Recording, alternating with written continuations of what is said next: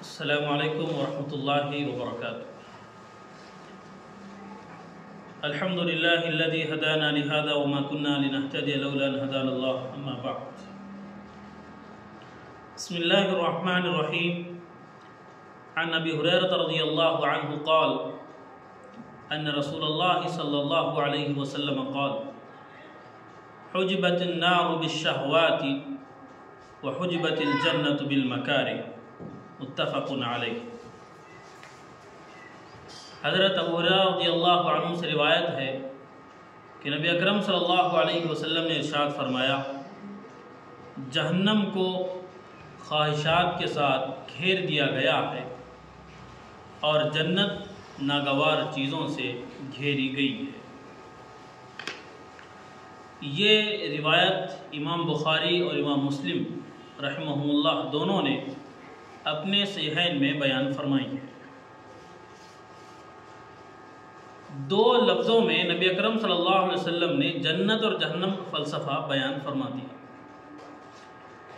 کہ جنت میں جانے کے لیے کیا کرنا پڑے گا اور جہنم سے بچنے کے لیے کیا کرنا پڑے گا۔ واضح طور سے جس کو یہ کہا جا سکتا دو چار کی طرح اس میں بیان فرمایا ہے۔ پہلی بات یہ بیان فرمائی، حجبت النار بالشہوات، کہ جہنم کو خواہشات کے ساتھ گھیر دیا گیا ہے، یعنی انسان اور جہنم کے درمیان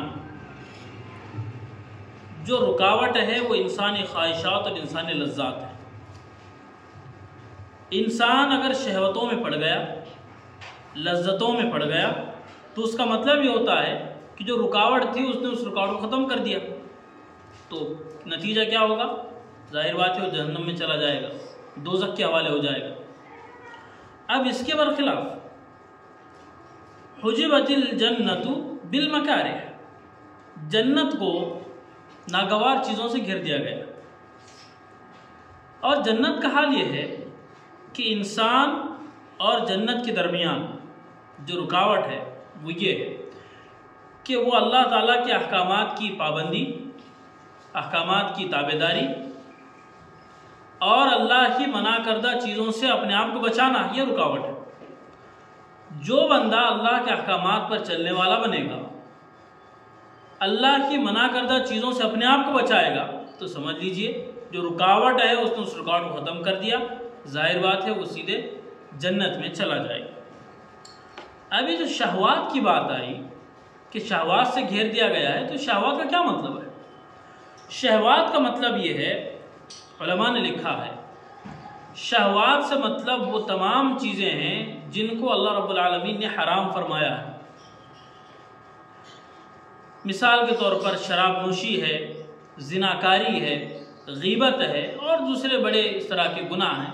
یہ وہ چیزیں ہیں جب بندہ ان چیزوں میں پڑ جائے گا تو پھر وہ اپنے لیے جہنم کا راستہ ہموار کرے گا۔ اور رہی بات عبادات کی، حقوق کے ادا کرنے کی، رسول اللہ صلی اللہ علیہ وسلم کی سنتوں پر چلنے کی، تو یہ وہ چیزیں ہیں ان کے ذریعے بندہ اللہ کے قریب ہوگا۔ جب اللہ کے قریب ہوگا تو یقیناً وہ جنت کے قریب ہوتا چلا جائے گا۔ تو بات واضح طور سے سمجھ آ گئی کہ جنت جو گھیری گئی ہے وہ ناگوار چیزوں سے۔ دیکھیے یہاں پہ ناگوار اس لیے کہا گیا، عبادات یہ ایسی ہوتی ہیں کہ اس میں بعض مرتبہ آدمی کا دل چاہتا نہیں عبادات کرنا، کیونکہ فجر کی نماز ہے، فرض ہے، عبادت ہے۔ اب کتنے لوگ اٹھتے ہیں اور جو اٹھتے ہیں کتنی مشقت سے اٹھتے ہیں، تو یہ ایک مشقت کا کام ہے، یہ انسان کے بس میں ہے مشقت کو اٹھانا۔ بہرحال مشقت تو ہے اس کے اندر، تو بندہ جب اس کو کر لیتا ہے تو گویا وہ اللہ کے قریب ہو جاتا ہے، اور اس مشقت کو چھوڑ دیتا ہے گویا وہ پھر شہوت پر آ رہا ہے، اپنے نفس کی وہ پیروی کر رہا ہے۔ تو جو اپنے نفس کی پیروی کرے گا تو بھی اس کا ٹھکان پھر جہنم ہے۔ اسی لیے ایک حدیث پاک میں نبی اکرم صلی اللہ علیہ وسلم نے یہ بیان فرمایا کہ عقل مند اور بیوقوف کی مثال آپ نے بیان فرمائی کہ عقل مند صحیح معنوں میں کون ہے اور بیوقوف کون ہے۔ اس کو فرمایا الکیس من دان نفسہ وعمل لما بعد الموت، کہ عقل مند تو وہ ہے جو اللہ رب العالمین کے پاس جانے سے پہلے اپنا محاسبہ خود کرے، اللہ کے حضور سے پہلے اپنا محاسبہ خود کرے وہ صحیح معنوں میں عقل مند ہے. اور کیا کرے؟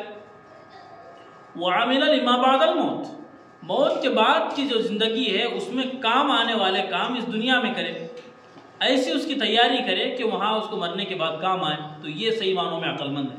اور بیوقوف کون ہے؟ فرمایا وَالْعَاجِزُ مَنْ أَتْبَعَ نَفْسَهُ هَوَاهُ وَتَمَنَّى عَلَى اللَّهِ الْأَمَانِ، اور نادان بیوقوف شخص وہ ہے جو اپنی نفسانی خواہشات کی پیروی کیا اور یہ خام خیالی میں رہا اور یہ غلط فہمی میں رہا کہ اللہ اس کے کام بنا دے گا. وَأَتْبَعَ نَفْسَهُ لِمَا هُوَ وَتَمَنَّى عَلَى اللَّهِ الْأَمَانِ، اور اللہ پر بڑی بڑی امیدیں باندھنے لگا کہ اللہ تو غفور رحیم ہے، اللہ معاف کرنے والا ہے، مجھے تو جنت میں ایسے ہی بھیج دے گا. یقیناً اللہ معاف کرنے والا ہے، یقیناً اللہ غفور رحیم ہے، یقیناً اللہ غفار ہے، ستار ہے، یقیناً ہے.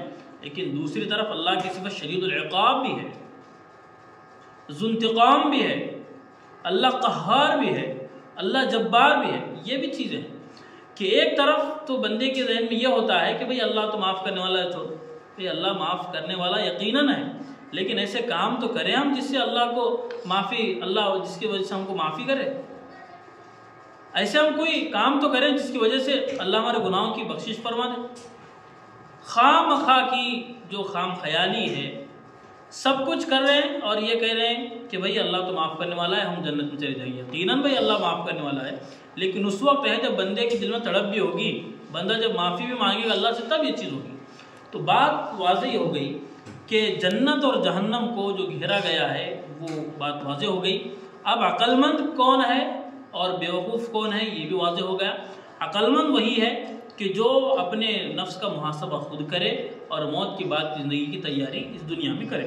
اور بیوقوف وہ ہے جو اپنے نفس کی خواہشات پر چلا، اللہ کے حکموں پر نہیں، اپنے خواہشات پر چلا، تو پھر اس کا ٹھکانہ تو جہنم ہونے والا ہے. تو یہی ایک مختصر سی بات تھی آج کی اس حدیث میں. بہت ہی اہم حدیث ہے، 2-2-4 کی طرح اس میں جنت اور جہنم کے کانسیپٹ کو سمجھایا گیا ہے. اللہ تعالی ہم تمام کو جنت میں جانے والا اور جہنم سے بچنے والا بنائیں. وآخر دعوانا ان الحمد للہ رب العالمین.